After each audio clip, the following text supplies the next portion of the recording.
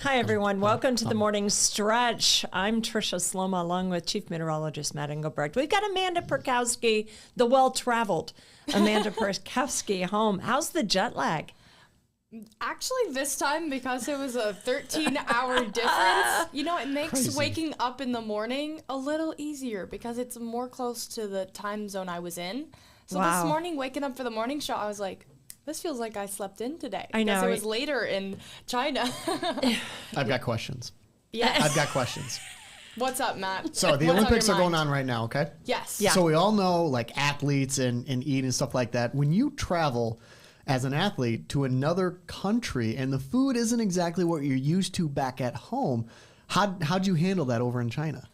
Well, it actually goes a lot of different ways for different athletes. Some bring their own food. Some like to explore the different cultures. I am one that tends to like to explore the different foods. So don't go too crazy. Know what you're putting in your mouth and your body. However, I still like to try a little bit of the cuisine. And I bring snacks just in case there aren't things that are accommodating to my allergies. But Oh, smart. And I bet you have there's a language barrier. So you got to check to make sure, I think a lot of people know by now you eat gluten-free. So when you go, how do you ask gluten-free? Like, do you have it pretty well memorized in every language? Well, that's something to work toward, for sure. I want to learn more languages. That's one of, honestly, my biggest regrets growing up is I wish I had learned more languages, especially with being able to travel to so many countries now. But in terms of communication, Google Translate is a friend. I bet it would be. The celiac app, because I do have celiac disease, there's a note that kind of has the allergy laid out in Mandarin if they don't speak as well English, because I don't have that many skills in Mandarin. I've got like a ni hao and a shishi to say thank you. Shishi. Yeah. So that's definitely been helpful when I'm traveling internationally. Wow. Well, let's explain why you were traveling internationally. And we've got some video to support this discussion. I love it so much. You were in China representing Team USA, competing. You're still trying to earn points for the Olympics for 2028. Yes, so fencing is an Olympic sport, but for summer, not winter. So we are cheering from China, watching our winter athletes competing, because the games started on Friday, and that was our first day of competition as well. But kind of, even though the competition starts in 2028, our team points, it's a rolling team point thing. So we started off the competition in third. By the end of the competition, with the points we accumulated, now we are second internationally. Well done. Exciting. Congrats. So it's thank you so much, but it's just constantly rolling. I pushed the wrong thing. Hold on. We got celebration music. Yeah, that's what I was going for. I love it. That's it. That was the cheer, not the music. That's cute. I like it all. I'll take the glory song and the cheering. It's great. I love it. Those are my Team USA teammates. They're from all across the country, some from New York, some from California. So we do meet at training camps to practice together, but because we're all across the globe, it's exciting to see one another when we get to compete. And that's actually you competing right there. Wow. That is me, yes. Wow. And I tell you, that's got to be such a thrill. And you're rooting for each other, obviously, but it can get really tricky when you're down to the wire. Tell us what's going on right here. Right. So this was in our bout against Switzerland. We actually had a 6-point deficit in that bout, and I pulled it back to a 2-point deficit in that. Yeah, you did. There, I got it right. How much applause I was going to get this morning. But yeah, we also fenced Japan that was one bout we lost, was to the Japanese team. It was pretty close to the wire. We also won, though, against Hong Kong and Spain. So there really are teams from all across the world competing there. So it was exciting. Were they talking about the Winter Olympics at all? Oh, absolutely. I mean, that's definitely a thought of mine with all of us wanting to gun for Summer Olympics. I mean, it would be not right to not support your fellow winter team athletes. Sure. Wow. Well, coming up in just a little bit, we're going to be talking about the Winter Olympics and where we stand with the medal count right now. We have some important matches today that could change that. We have 2 golds, though, already. Oh, I know. So we have that. We have the full medal count, though, just ahead. Stick around. We have much more. The morning stretch just ahead. We just got a silver in men's freestyle skiing. So I don't know if that was updated or not in the medal count. It is a silver. That definitely changes my medal count. So should I use it? Yeah, you can use it. And I'll just say, it just happened. Like at 8 o'clock while I was not here, I was there watching him get the silver. That just finished. Yeah, so there's going to be a 1 in the silver. Yeah. Good. Okay. Woo. Coming back in 45 seconds. Are we always supposed to go a minute and a half? Yes, it is up to 90. Any stream has a 90-minute commercial now,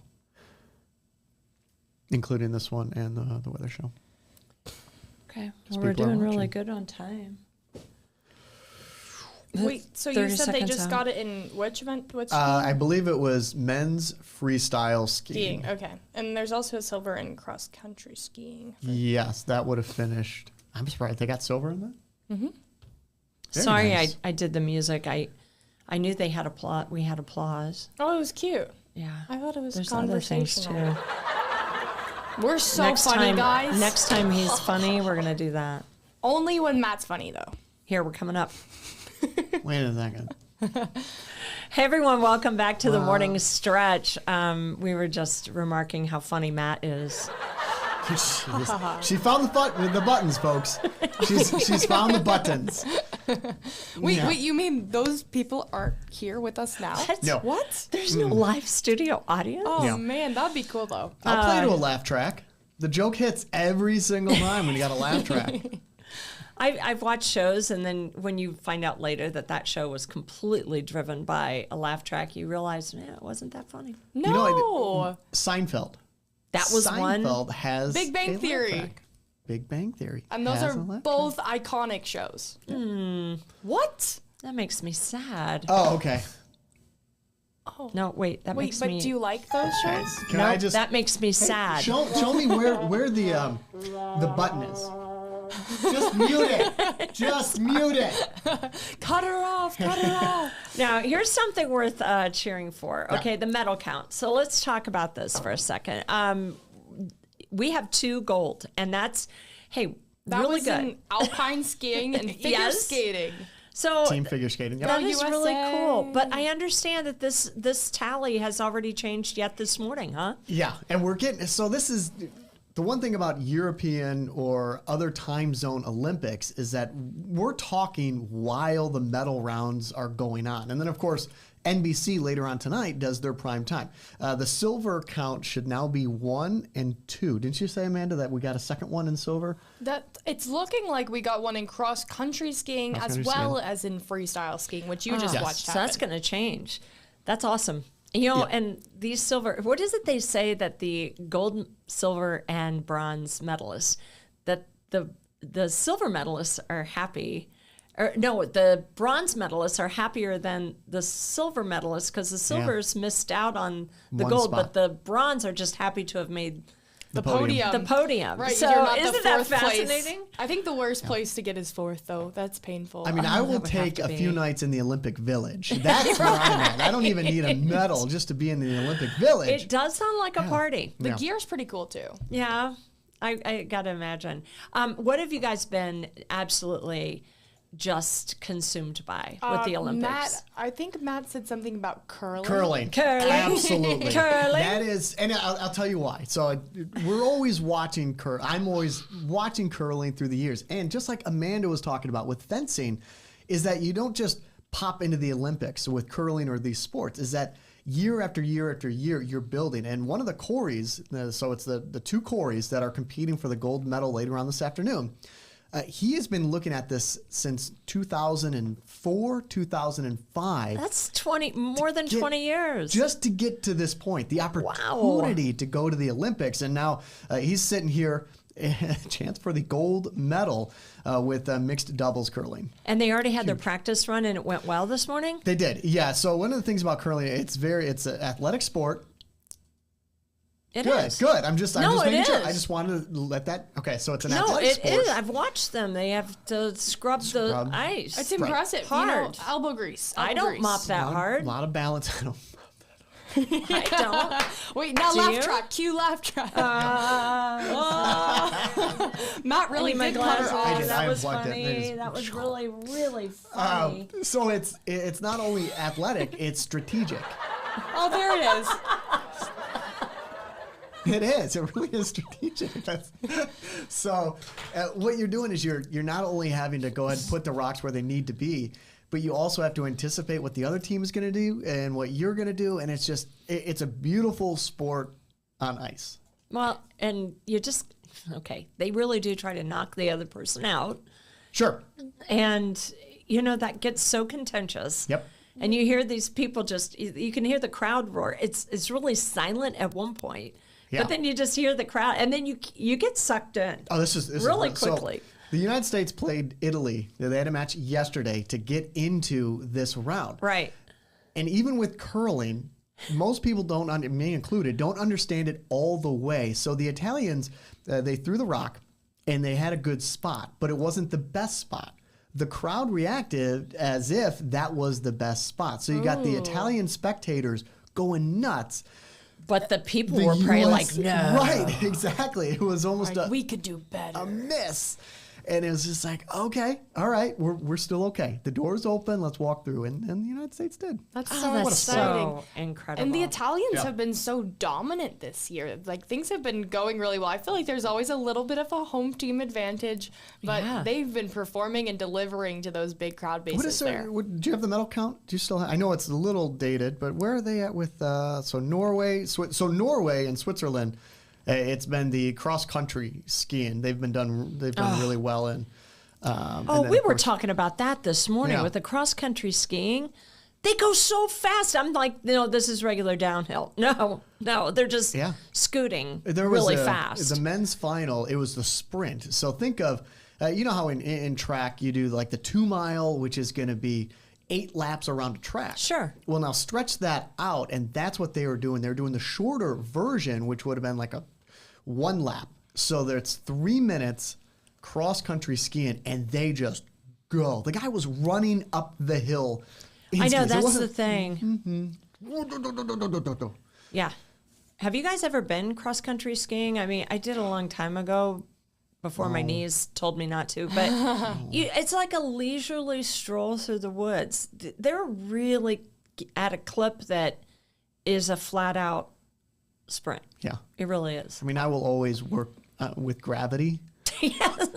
To get me down places, less effort. And cross-country skiing is the exact opposite of the aid of gravity. Let's see. And I do want to shout out the Italians, because even though they're not on the medal count, they have been getting other medals other than gold. So that's why they're not necessarily displayed on that count, because here we're counting gold as like a premium, but they've been accumulating other medals. So here we are featuring the teams that have mainly gotten those golds. Got it. Hey, when we come back, we're going to give you some reminders about something on the roads. Now, it's not ice. It's not snow. It's the potholes. We'll get into it. The moguls. The moguls when we come We'll back. explain that in a bit, too. Yes. All right, minute and a half. I was so You guys, I'm confused so by blind that. over here. Because I was like, I know the Italians have done well. Why are they not on that? And I looked at, I was like, oh, because they haven't gotten any golds yet. What did they win? What did they... They've had 6 medals. 6? Wow. Yeah. Bronze in women's downhill. There was also bronze in snowboarding parallel giant. I don't know. Oh, the giant slalom? Yes, Yeah, that. was I fun. couldn't say that. The Italian team won silver in the mixed relay biathlon. Another guy claimed bronze in the speed skating. So they've had a lot of bronze. So they're happy. They are. As Tricia would say. They're happy. You know, Italians. The bronze is on the podium. We're at 35 seconds At least for now. fencing, it's exciting to be in the final because, well, you have the semifinals, and then, like, if you're in the final bout, you know you've, like, secured the medal, but if you're in the semifinal fence off, it's like, oh. I'm impressed at how much you study the other person, because that's key. Do you in scout how them? you. You scout Oh, them? absolutely. We have a whole document of all of the fencers internationally, and we keep adding. Actually, I need to do that. My coach was like, please write your notes down to add to our U.S. fencing document, and I haven't done that yet. Do they have profiles on 5, you? 4. I'm sure. 3, Yeah. 2, 1. And we welcome you back to the morning stretch. Tricia Sloma, Matt Engelbrecht. We've got Amanda Perkowski here. Can I ask a fencing question? Yeah, sure. I'm going to put Amanda on We're the spot. going to get to the point. Get it. So apparently, we just found out that there is scouting done between what is in your profile that other athletes, other fencers key good on. point. What's in Yeah. yours? Wait, so I'm supposed to give away this onto the web right now? No, don't. No, But no. for example, what would you see in there? What would somebody read, another fencer read that says, "Oh, I can use that"? Well, a lot of things that we don't think about oftentimes is where on the strip they like to hit. So are they an attacker? Are they defending? Are they pushing to pretend that they want to go? Or are they pushing to defend? So That's like saying you've got a jump shot, a fadeaway jump shot all the time. He always goes right. Yeah. right. So oftentimes it's like where on the body are they hitting, but it's also where on the strip The strip. are they wanting to attack? Do you need to push them all the way to the back at the end? Are they not uncomfortable? Do they feel like they're going to be run off? Or is that their favorite spot to be? Like they want to be at the end of the strip, so you're more focusing on pushing them off rather than focusing on what they're doing. That's fascinating. So yeah, Wow. there's so much that goes into it, which is why it's a little bit of mental chess. Right. So you keep an eye on where the position is of the other player on the strip as much as where your saber is. Epee. Epee. Yes. She's epee. Well, there's three. There's foot up and saber, so you're not wrong. But yeah, I fence 33% chance. FA, so it's a full body target area. So I think, well, you asked what people scout against me. Everyone knows this. One of my favorite touches is the foot touch. So it's all about like disguising it because people know it's coming. Like if you're fencing me, you're watching your foot. So now that it is known and it's in a lot of people's scouting books against me, it's like, I love that touch. How do I disguise it so I can still do it even though they know it's coming? She volunteered that information. She volunteered it. I did not pressure Amanda or Perkowski. anything. There, you got the insider information. But she's so there. good, she's going to do it anyways, guys. Sorry. Fake. We But gotcha. I didn't say what part of the strip I do it. That's on, right. so. We didn't say. And you won't hear us tell because we don't understand it even enough. know. Not even. Yeah.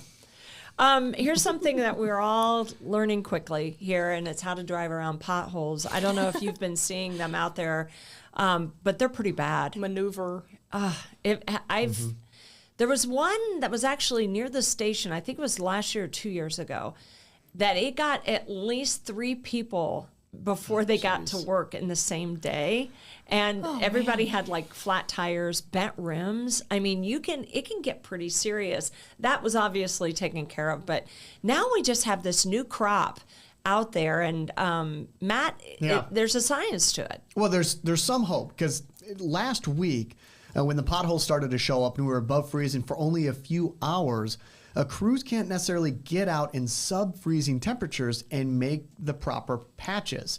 Now, with temperatures around freezing, if not above freezing, you'll see more crews out there because you got to keep the patches warm. You got to keep it hot so then you can actually mold it into the holes. So there is some promising news there. As you can see on your screen here, Tricia, actually, that is your footage. Our photog, Tricia. Yeah. Let's go. Well, I was driving into work this morning. This is just after 3:30 this morning, and I see these guys, and I'm like, they're getting those potholes that I was hitting yesterday. Yes, so I they're hard at rolled the window down and I wave at them. You know, that's, I'm sure, annoying, seeing this blonde chick hanging out of her window, just waving, hey. And I said, Tricia Sloma, WNDU, I'm heading into work. I want to give you a shout out. And he said, absolutely. We've been at it pretty much all night. And that's the thing. This is when traffic isn't out there. So these street crews, these were the same guys that were probably plowing your street last week. They're out there trying to repair the street this week. So tough stuff, though. And they put that asphalt down. They got to make sure there's no water laying around, and it can be problematic. And, it takes time, for sure, and a lot of filler. That's right. Yeah, and then the freezing temperatures, they're still in the forecast. The warm temperatures above freezing temperatures are in the forecast. So this ping pong ball of bouncing around freezing is going to continue to keep, unfortunately, those crews working. Hey, Matt, you can't use that reference. That's a summer sport. What, ping pong? If you've been to any of the ice festivals, they actually have ping pong tables carved out of ice that you can sit there and play. It's impressive, yes. I wonder how those ice carvings are in St. Joe, Michigan, because they just finished up over the weekend. Yeah, they could have started those in November and they'd still be just fine. Oh, absolutely. Well, that's going to do it for our morning stretch. So glad you could join us. Matt's going to enjoy another cup of coffee, and we'll see you again. You can catch all of our streams. We're doing all sorts of streams right now because of the Olympics. We actually have several planned throughout the day, so you can check it out at WNDU.com. But thanks for joining us, everyone. Have a great day.